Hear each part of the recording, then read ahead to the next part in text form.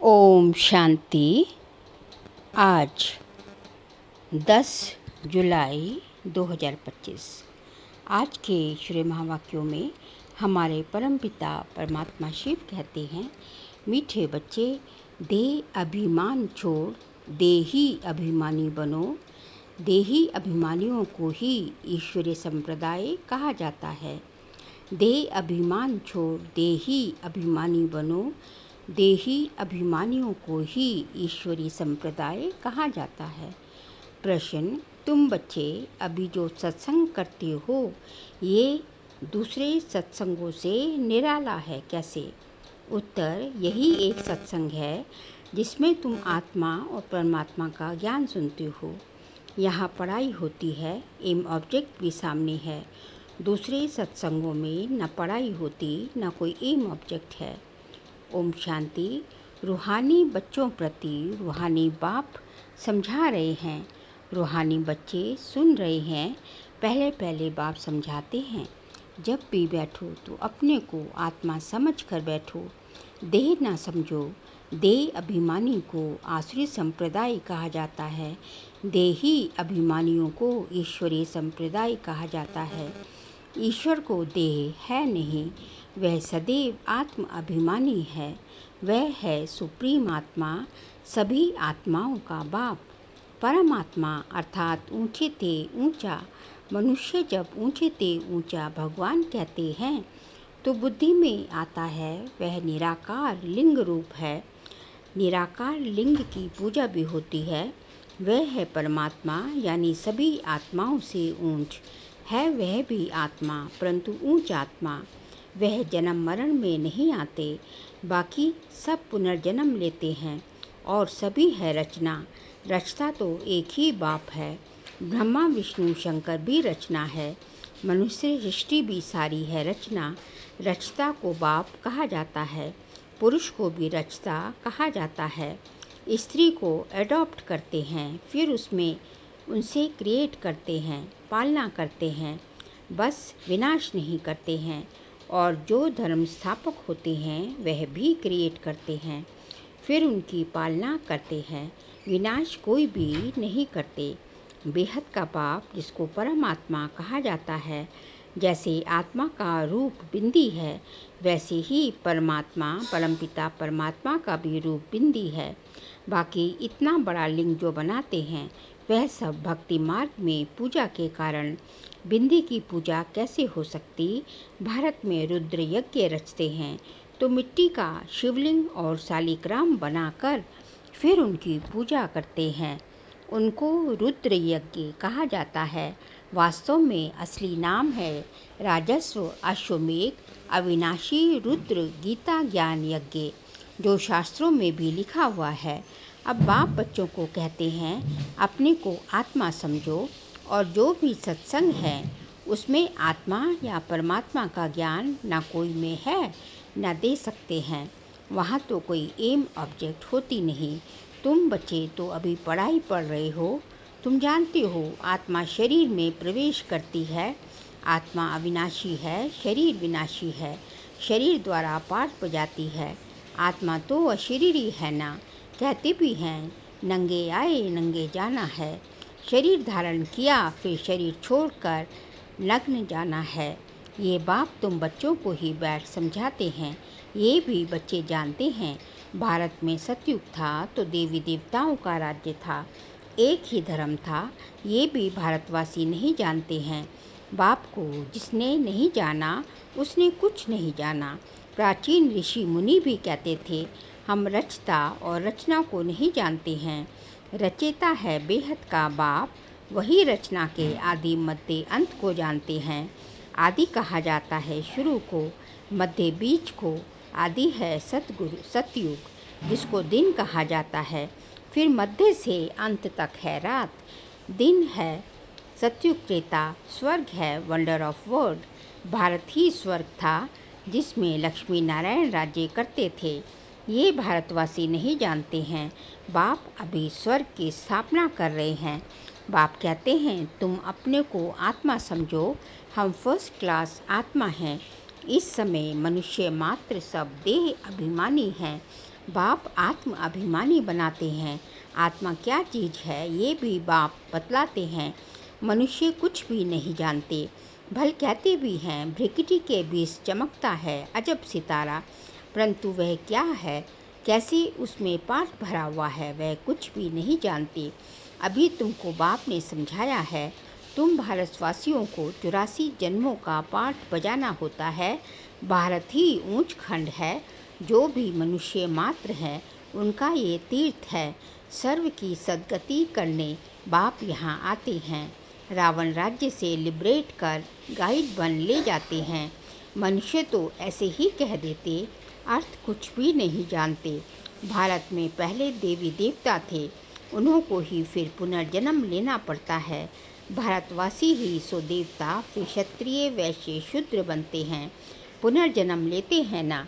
इस नॉलेज को पूरी रीति समझने में 7 रोज लगते हैं।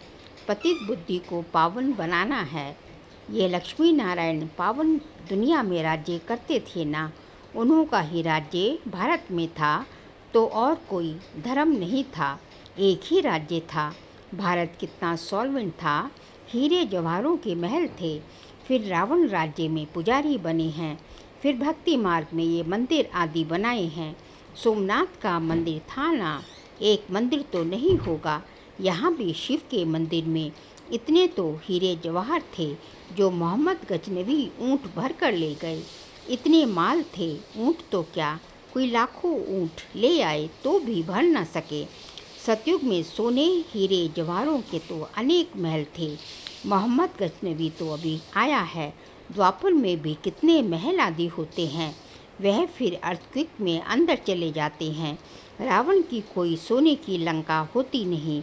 रावण राज्य में तो भारत का ये हाल हो जाता है। 100% इररिलीजियस, अनराइटियस, इंसॉल्वेंट, पतित, विशियस। नई दुनिया को कहा जाता है वाइसलेस वर्ल्ड। भारत शिवालय था जिसको वंडर ऑफ वर्ल्ड कहा जाता है। बहुत थोड़े मनुष्य थे, अभी तो करोड़ों मनुष्य हैं। विचार करना चाहिए ना। अभी तुम बच्चों के लिए ये पुरुषोत्तम संगम युग है, जबकि बाप तुमको पुरुषोत्तम पारस बुद्धि बना रहे हैं। बाप मनुष्य से देवता बनने की तुम्हें सुमति देते हैं। बाप की मत के लिए ही गाया जाता है, तुम्हारी गत मत न्यारी। इसका भी अर्थ कोई नहीं जानते। बाप समझाते हैं, मैं ऐसी श्रेष्ठ मत देता हूँ जो तुम देवता बन जाते हो। अब कलयुग पूरा होता है, पुरानी दुनिया का विनाश सामने खड़ा है। मनुष्य बिल्कुल ही घोर अंधियारे में कुंभकर्ण की नींद में सोए पड़े हैं, क्योंकि कहते हैं शास्त्रों में लिखा है कलयुग तो अभी बच्चा है। 40,000 वर्ष पड़े हैं। 84 लाख योनियाँ समझने के कारण कल्प की आयु भी लंबी चौड़ी कर दी है। वास्तव में है 5,000 वर्ष। बाप समझाते हैं, तुम 84 जन्म लेते हो, ना कि 84 लाख। बेहद का बाप तो इन सभी शास्त्रों आदि को जानते हैं, तब तो कहते हैं ये सब है भक्ति मार्ग के जो आधा कल्प चलते हैं, इससे कोई मुझे नहीं मिलते। ये भी विचार करने की बात है कि अगर कल्प की आयु लाखों वर्ष कह दें, फिर तो संख्या बहुत होनी चाहिए, जबकि क्रिश्चियंस की संख्या 2000 वर्ष में इतनी हुई है। भारत का असूल देवी देवता धर्म है, वह चला आना चाहिए, परंतु आदि सनातन देवी देवता धर्म को भूल जाने के कारण कह देते हमारा हिंदू धर्म है। हिंदू धर्म तो होता ही नहीं। भारत कितना ऊंच था। आदि सनातन देवी देवता धर्म था तो विष्णुपुरी थी, अब है रावणपुरी। वही देवी देवताएं 84 जन्मों के बाद क्या बन गए हैं। देवताओं को वाइसलेस समझ, अपने को विशेष समझ, उन्हों की पूजा करते हैं। सतयुग में भारत वाइसलेस था, नई दुनिया थी जिसको नया भारत कहते हैं। ये है पुराना भारत। नया भारत क्या था, पुराना भारत क्या है। नई दुनिया में भारत ही नया था, अब पुरानी दुनिया में भारत भी पुराना है। क्या गति हो गई है। भारत ही स्वर्ग था, अभी नर्क है। भारत मोस्ट सॉल्वेंट था, भारत ही मोस्ट इनसॉल्वेंट है। सबसे भीख मांग रहे हैं। प्रजा से भी भीख मांगते हैं। ये तो समझ की बात है ना। आज के देह अभिमानी मनुष्यों को तो थोड़ा पैसा मिला तो समझते हैं हम तो स्वर्ग में बैठे हैं। सुखधाम को बिल्कुल जानते नहीं, क्योंकि पत्थर बुद्धि हैं। अब उन्हें पारस बुद्धि बनाने के लिए 7 रोज की भट्टी में बिठाओ, क्योंकि पतित है ना। पतित को यहाँ तो बिठा नहीं सकते, यहाँ पावन ही रह सकते हैं।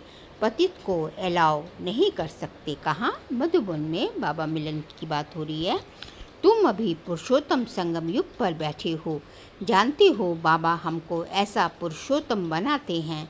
ये सच्ची सच्ची सत्यनारायण की कथा है। सत्य बाप तुमको नर से नारायण बनने का राजयोग सिखला रहे हैं।